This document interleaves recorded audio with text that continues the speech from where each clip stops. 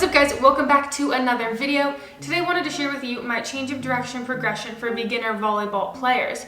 So before I get started, if you enjoyed, please give it a thumbs up and don't forget to subscribe to the channel. I post new videos every Tuesdays and Thursdays, so make sure you're subscribed to catch all of them. Alright, so my change of direction progression follows closely in line with my plyometric progression. So go ahead and click here to give that video a watch because I think it'll do a great job outlining kind of what I'm talking about. So first things first, I teach the athlete how to decelerate. There's two keys to change of direction: deceleration and then reacceleration. So as the athlete is working on force absorption in that plyometric phase, you're going to teach them how to decelerate and how to absorb force coming from a movement. So let's say we're doing a shuffle, for example, side to side. You want to teach the athlete how to break down that movement and how to put themselves in the best position possible to change direction out of it. And when a lot of athletes go to change direction side to side before they learn, they kind of just stop their feet however they are. Their legs are kind of wide apart, shoulder width, and it's not putting them in a great position to do a movement out of it. So I always teach the athletes how to throw their feet, basically putting their body in the proper position to utilize their posterior chain to drive out of that movement. So whether they want to go up into a vertical jump, whether they want to do a shuffle out of it, you put them in this position so that they can push off their legs, utilizing their posterior chain, their glutes, their hamstrings, rather than just being kind of in an awkward position with their legs out to the side where they can't produce a lot of force. So that's the first step, is learning how to decelerate, learning how to throw your feet.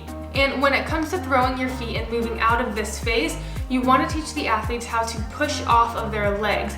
A lot of athletes try to pull with their front leg rather than pushing off. And when we try to pull, we just use all of our adductors, which is a lot of force that we are trying to get out of that one muscle. So that goes in line, teaching how to decelerate, teaching how to throw the feet to put yourself in a position to push out of that. In addition to that side-to-side deceleration, you also have to teach the athlete how to decelerate going forward to backwards or backwards to forwards, whatever direction they're coming from. You have to teach them how to break that down and how to absorb force, getting their torso in front of their knees in front of their toes, and just absorbing that force as best they can, very similar to that plyometric progression.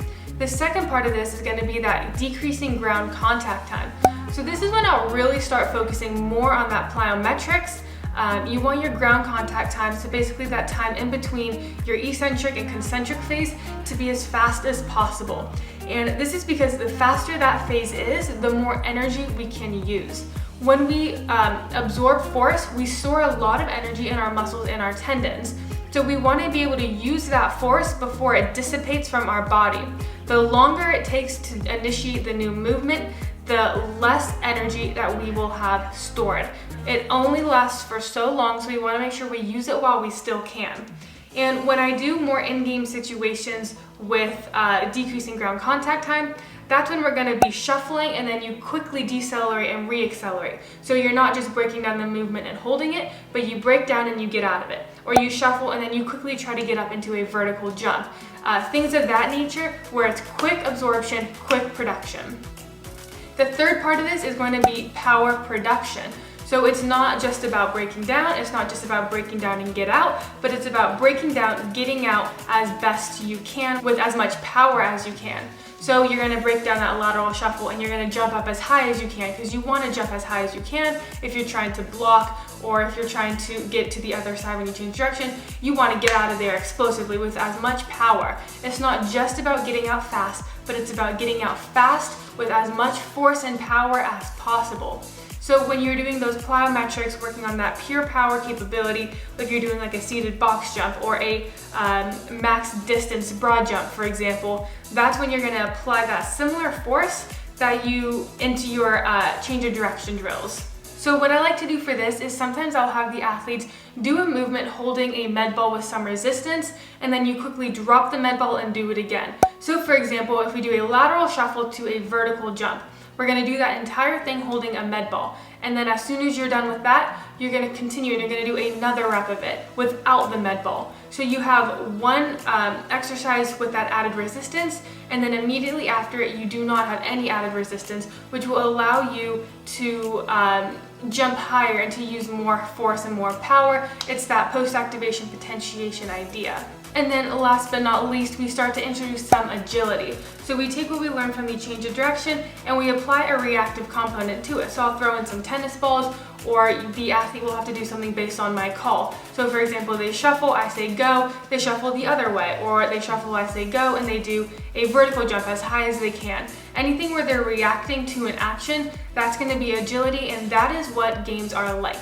Games are not pre-planned. You don't know what's going to happen before you actually do it. You have to respond, you have to visually scan, you have to anticipate, and you have to be able to handle whatever situation is thrown at you. So it's that perceptual cognitive ability. So that's my progression for change of direction. You want to start off with the basics. Teach the athlete how to decelerate, the proper mechanics, how to absorb force.